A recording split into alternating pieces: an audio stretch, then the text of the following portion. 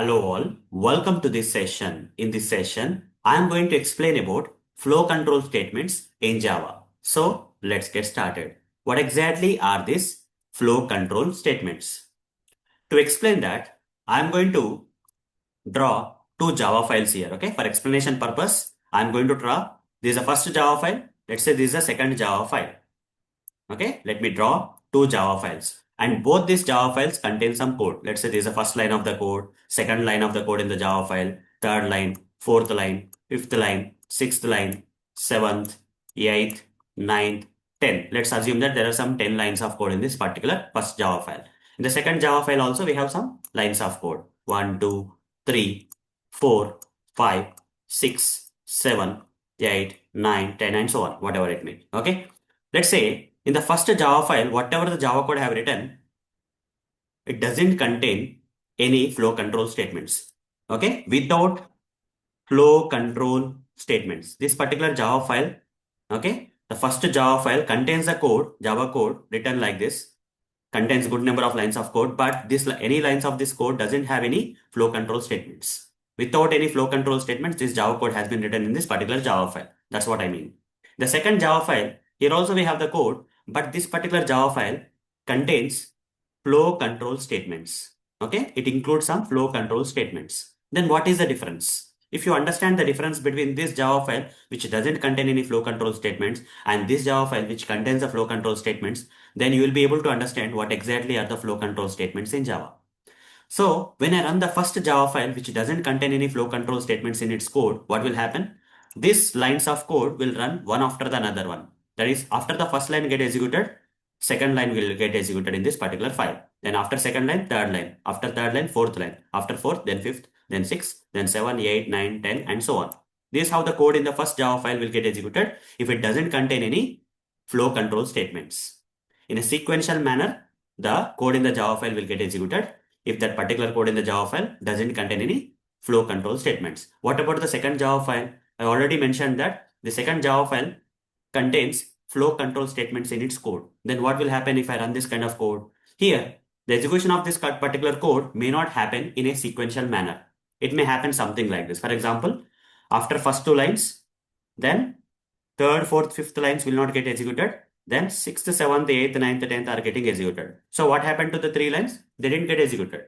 Okay, it's not compulsory to run each and every piece of line of code in this particular file because we have included some flow control statements in this Java code to make this happen. Okay, to alter the flow of the execution of the code in this particular program, we have included one such kind of a flow control statement which runs first line, second line. After that, directly it will run sixth, seventh, eighth, ninth, 10th.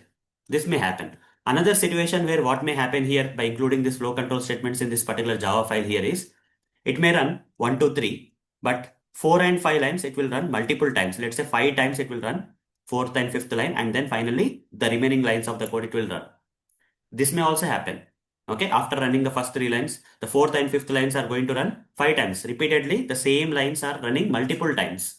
And after that, then 6, 7. Okay, these are examples, guys. Okay, this kind of situations may happen when you run the code in the Java file. If that particular code in the Java file includes a flow control statements, different type of flow control statements, different type of situations will be possible where we can alter the flow of the execution of the code in the Java programs. Okay, when you run them.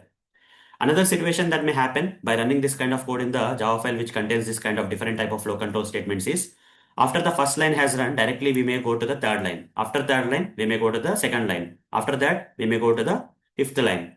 We may go from anywhere of the code to the anywhere of the code. This kind of situations also may happen. Okay. Here, what exactly is happening in the Java file which contains some code which includes this flow control statements as part of this code? Here, we are able to alter the flow of the execution of the code in this particular kind of files, which contains the flow control statements. But when I compare this file with the another Java file, the first Java file, which doesn't contain or include any flow control statement in it, here what exactly is happening? The code is getting executed line by line. That is first from the first line to the last line. It's going line by line. After first line, then only second line. After second line, then third line. Sequential manner it is running. Till now, that is till the previous sessions of this course. Whatever the code I have written is this kind of Java file, guys. Okay, the first variety of Java file which doesn't include any flow control statements. But in the upcoming sessions, okay, I'm going to explain and practically demonstrate how to use different type of flow control statements in the Java code so that you can alter the execution of the flow of the execution of the code in the Java programs. When you run the code will not run in a sequential manner.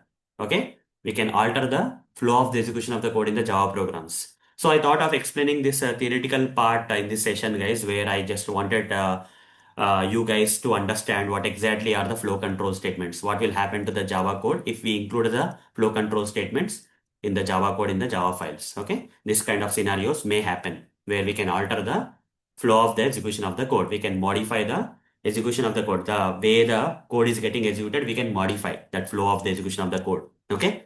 So in the next session, I'm going to show you what are the different types of flow control statements that we can use or write in the Java programs. Okay. So that I'm going to explain the next session. In this session, only theoretical concept. What exactly are flow control statements? So, and what will happen to the Java code if we include the flow control statements in the Java programs I covered in this session. But in the next session, what are the different types of flow control statements we can include in the Java programs or Java code? Okay, to alter the flow of the execution of the code. What are the different types available? I'm going to cover in the next session. So that's all for this session. See you in the next session. Thank you. Bye bye.